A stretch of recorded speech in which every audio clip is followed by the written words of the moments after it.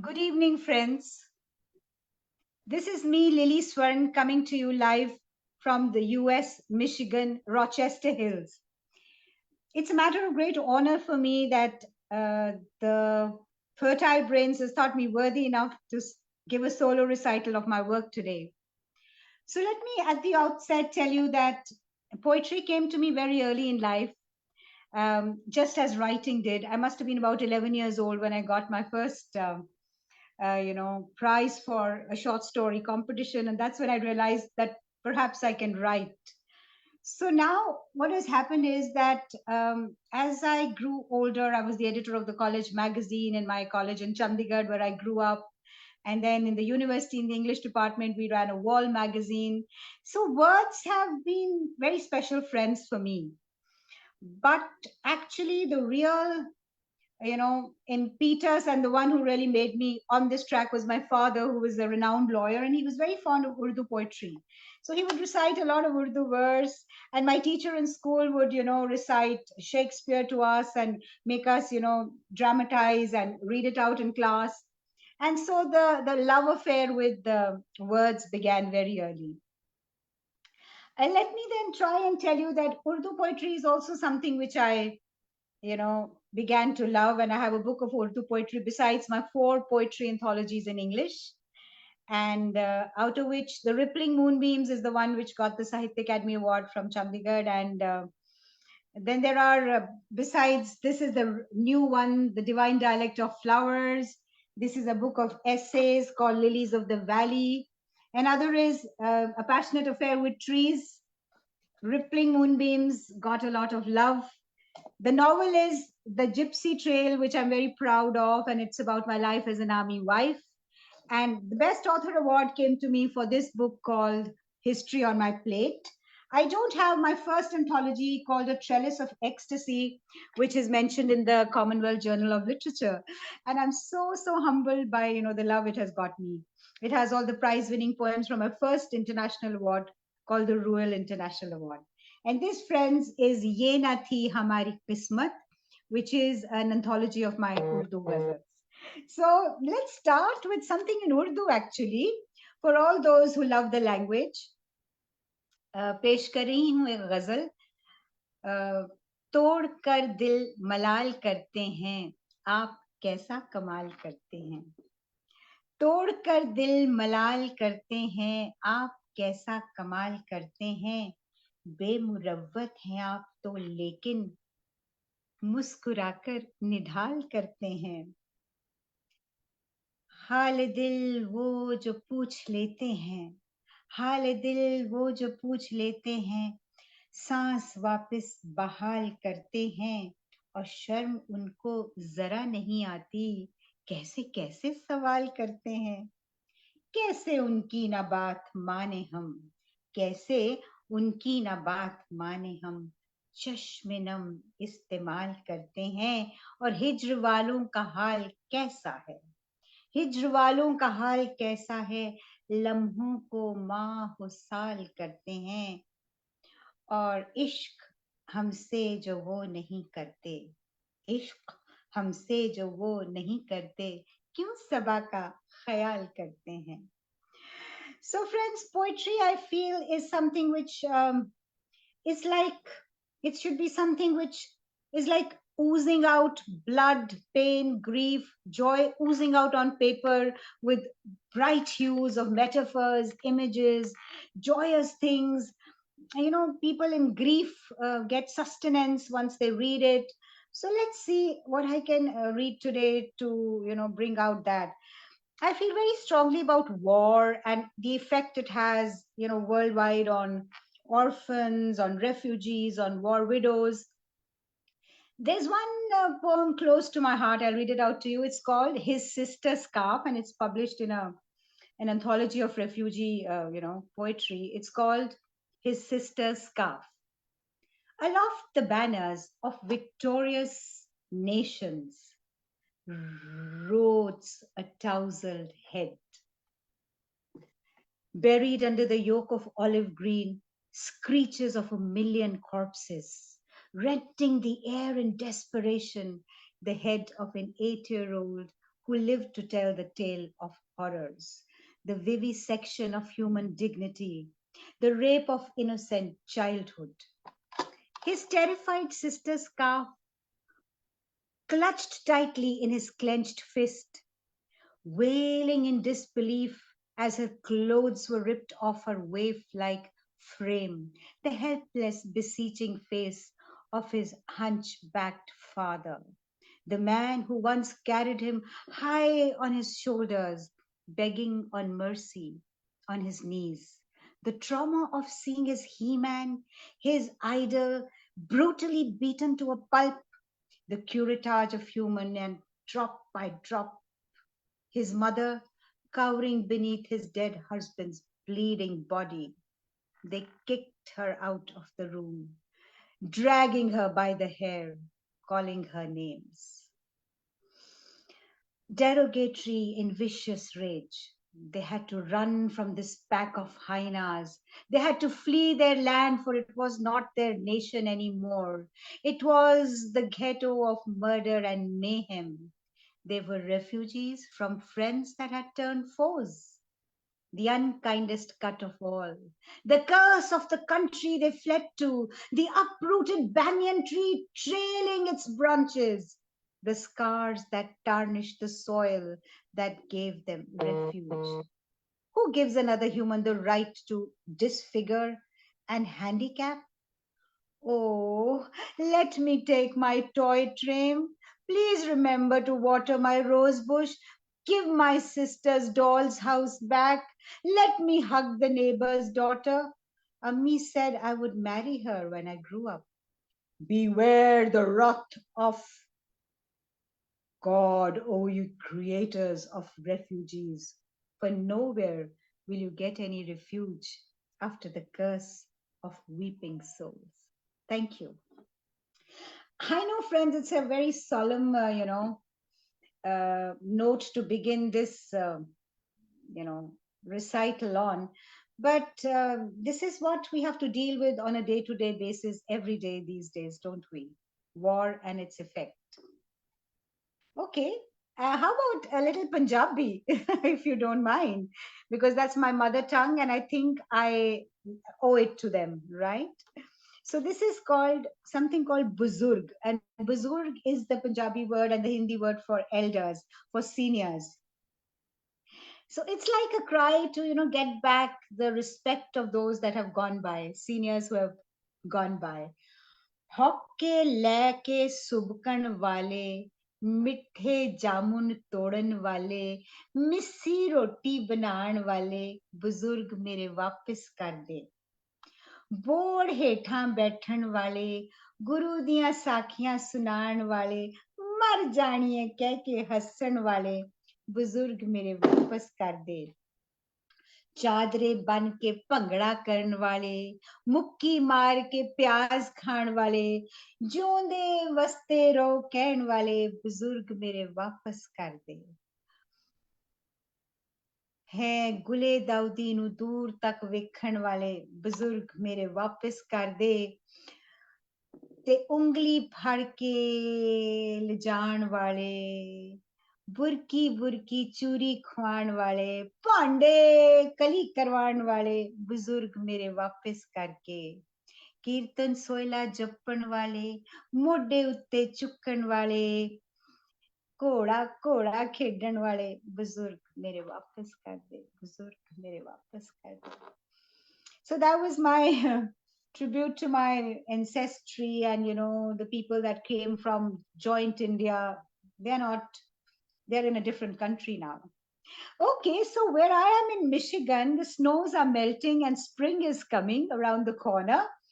So I have, a kind of a welcoming spring poem titled Waiting for Spring. And it happens when I saw the sight of daffodils and buttercups just sprouting out of the wet earth. So here it goes. Waiting for spring. The creamy layer of buttery snow slid down the emerald green cedars. A blob of icy froth slithered into my veins. Poison ivy, igniting nettles of frantic aches. Sepulchres of slaughtered swans, skating, skidding on fragile feelings. Winter jackets on pesky squirrels. Red coats on spunky cardinals and red robins. Crabapple trees enticing birds to gourmet repast on nude branches. No one is heralding spring as yet, but my foolish heart smells the daffodils, and my foolish heart loves the buttercups. Welcome back, spring. Welcome back, spring. All right. So, friends who watch the Fertile Brains and who are erudite readers, listeners, would agree with me that in our country and in a lot of Eastern nations, even though women have come into their own, they're flying jets, they're, you know, heading as head honchos of big corporate houses, but there is something still which we need to do to give them their rightful place. Am I bothered about Eve teasing or the numerous rapes that come in news channels, which come as big sensational news items, and then they're forgotten? I think so. So this is something dedicated to all the women who are listening today and all the women who will probably be writing and reading a lot about this. Okay, so here goes. Uh, just a woman? So you want to talk about her anatomy? That statuesque lady who looks like she stepped out of a temple sculpture? Go on. Slur your words out, smirk, lecherous glances, and suggestive innuendos. Or better still, you can go and bring back all that you remember about her hoary past. That's okay with me. But do you know that she's the one who is going to be making food for her vacantly gazing father? And she's the one who will be beaten to a pulp by morning. Yes, she's the one who bears girls and boys in her womb who grow up to neglect her. And you say she's just a woman? I think we need to be in a place where we just don't put her on a pedestal like a Devi, but love her for what she is. The lady who brings kings to the world. Thank you. All right, friends. On another note, there are, I know nature poetry has its own wondrous ways, but how about talking about, you know, the birds that are vanishing, the sparrows which we hardly ever see now? Let's talk about them. And how, you know, concrete is invading their homes, their environment where they need to live.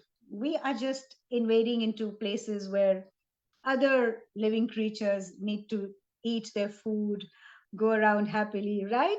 So this is a very a poem which I wrote when I'm just going to read it out to you. It's called Never Coming Back.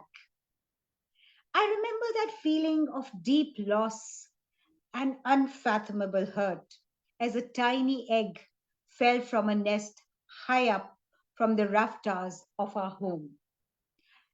An old colonial home with balustrades and white columns which had sheltered and nested many birds. It lay splattered in a gooey mess on the grey veranda floor, the yolk still wobbling piteously amidst all the white. The senseless loss of an unborn life awakened something inside me, a rebellion of sorts, an unknown terror that it was beyond my control. The twittering would be parents had set up a cacophony, a bird dirge of lamentations and breast beatings. A grey pigeon with inquisitive eyes bobbing its head, nuzzling his partner repeatedly to appease the pain. An untold story nipped in the bud in one grotesque sweep, like the millions of unborn babies squashed in the womb at birth. The warmongers, prey to traffickers and abusers, or killed in random bombings, children of a lesser god, fluttering their clipped wings. I think I'll teach my progeny to lift a wounded fledgling tenderly in their moisturized, well fed hands. Thank you. अच्छा तो अब क्या सुनाया जाए? Let me think about it. Anything specific which I might like to? Okay, maybe some Urdu ghazal again. Okay, it's about dard and how it can actually be a gift for some people because it pain doesn't come to everybody. It's the few lucky ones who are granted, the boon of pain. So अर्ज किया है उर्दू की मेरी ये गजल, उसका मक्ता इस तरह जाता है कि दर्द होता नहीं है सभी के लिए, दर्द होता नहीं है सभी के लिए, ये तो तोहफा बना है किसी के लिए, ये तो तोहफा बना है किसी के लिए।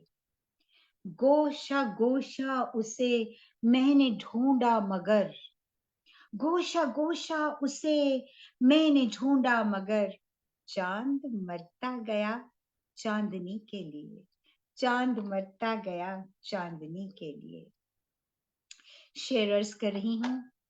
शम्मा जल जल के जलती रही रात भर, शम्मा जल जल के जलती रही रात भर, फिर फना हो गई रोशनी के लिए, फिर फना हो गई रोशनी के लिए।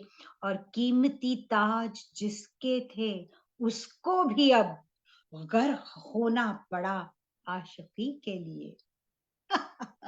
उठ के झुक जो गई उनकी कातिल नजर, उठ के झुक जो गई उनकी कातिल नजर, काम आने लगी मैं कशी के लिए, काम आने लगी मैं कशी के लिए।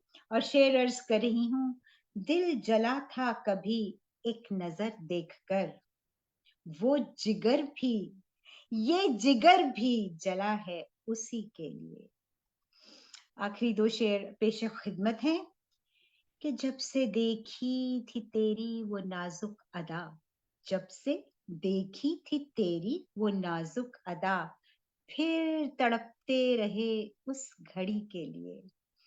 और आखिरी शेर मक्ता हाजिर है कि जिंदगी में यही मशगला है सबा, जिंदगी में यही मशगला है सबा, उस पे मरते रहे जिंदगी के लिए, उस पे मरते रहे जिंदगी के लिए। ये तो थी उर्दू की पेशकश। अब देखिए और क्या ख्याल आता है मुझे। Okay, there's a poem which was recently published in an international website. It's called A Nude Branch, and I think it was written during the time when all the trees were bare and the branches were bare. And here it goes. A friend actually messaged me to say कि nude की जगह naked लिख देते वो better लगता, but I'm not too sure. I don't know. They probably mean the same, but I had poetically thought of it as nude. So you decide. A nude branch, fruits of an aging winter, bravely adorning a nude branch, bereft of verdant bedspreads, facing onslaughts of thunderous rain, welcoming flurries of ephemeral soft snow. Do you see yourself in their valiant stance, trudging through gullies of muted light, dust encased memories dangling from bare trunks, ice searching for receding horizons, emblazoned with slashes of oozing wounds? Winter is just spring in disguise. Winter is just spring in disguise, keeping bulbs and seeds buried beneath. A woman pretending to be frigid with a simmering inferno biding its time, with a simmering inferno biding its time. All right, thank you for listening so patiently, प्यारियों, मेरे अच्छे सुनने वालों. Well, I just think there's enough time to quickly recite a tiny Punjabi one about, people who come out of their homes in search of work. I'm talking of people who migrate, whether it is from Bihar, Uttar Pradesh to Punjab, or whether it is from Punjab to Canada and America or Europe. It's always, or from Andhra to anywhere in the world. They are bright sparks. They're willing to do hard work, but they miss out on a lot when they come away. So maybe Pind Begane. It's called Pind Begane, a strange village or a strange city. तू जा वसिया पिंड बेगाने ऊंठा वालियां दे हथ सुनेहड़े घलदी रहनिया तू जा वसिया पिंड बेगाने ऊंठा वालियां दे हथ सुनेहे घलदी रहनिया तू वात ना पुछी जाके मुड़के तू वात ना पुछी अज तक मुड़के सूरज कई चढ़े ते कई डुबदे जांदे ने तेरिया महकां अज तक टाली ते अटकियां होइयां ने तेरिया महकां अजे तीक टाली ते अटकियां होइयां ने कोयल दिन भी काले करदी जांदी है रोंदी जांदी है बुलांदी जांदी है टटीरी मार उडारी छप्पड़ लगे चन्न दी दुहाई देंदी रहंदी है शामा पिघलन लगियां ने शामा पिघलन लगियां ने रातां भी हुन रुस गईयां ने फुलकारी भिजी जांदी है कोका कुरलांदा रहंदा है तू क्यों जा वसिया पिंड बेगाने तू क्यों जा वसिया पिंड बेगाने मैं मुकदी जानी आ मैं मुकदी जानी आ मैं मुकदी जानी आ I wonder if we still have a few minutes. All right. Okay. Maybe I'll hunt out one last thing. Okay. Yeah. So since we've just come out of the, euphoria and the joy and the fun and bonhomie of what do you say? Holi, the festival of colors. I have a holy poem for you, which is much more than holy. And thank you for the reminder. I'm told I have 5 more minutes, and that's exactly the time I need for this poem, the last one, called Colors on My Mind. Allow me to take a sip of my coffee. Yeah. So this is called Colors on My Mind. मतलब मेरे जहन में जो रंग बिखरे हुए हैं. Colors were on my mind today. The soft hues of love in your large eyes, carefully guarded and camouflaged. They were the pink of the kachnar flowers. I could spy the embers behind the veil of your iron soul. Then the green garb of my jealous eyes as I tried to unearth your secret interests, like the clingy green moss on wet cliffs. It hurt my tired irises with a relentless throbbing till I soothed them with a spring of simmering brine. The dull grey of the ocean with the sinking canoe of my heart died in the shades of the doom of clouds above on a dreary day in the month of Fagun. Sorrow coloring the spirit of Holi, death and diseases lurking like thieves. Colors were on my mind today, yes. A far cry from my purple passions, my flaming silks, my turquoise azures, no satin mauves or grassy greens. They were the brushstrokes of my murder and mayhem, tinting my aura with defiant dalliance. Thank you. So that was, I think, time for quite a few readings today. And dear friends, before I break off, I would love you to know that I'm so grateful for the love and the beautiful, feedback I get for my work as I keep writing to heal, to bring love, to just weave through life as it is. And I would also like you to know that my poetry, which I think is my best, came after I lost my young son to cancer. He was diagnosed with Hodgkin's lymphoma, and he was only in the final year of engineering. He bravely, came through it, but died suddenly on a treadmill, test. So I thank him for being my succor, my guardian angel from high above, and I'm also grateful for it. Thank you all for listening so painlessly and so effortlessly. I send you my love, and I also send you my heartfelt gratitude to the Fertile Brains and to Prasanna ji, who has always nurtured and brought a lot of new talent to the world stage. More power to him and to all of us who are here because of that. Please keep listening and reading. Thank you.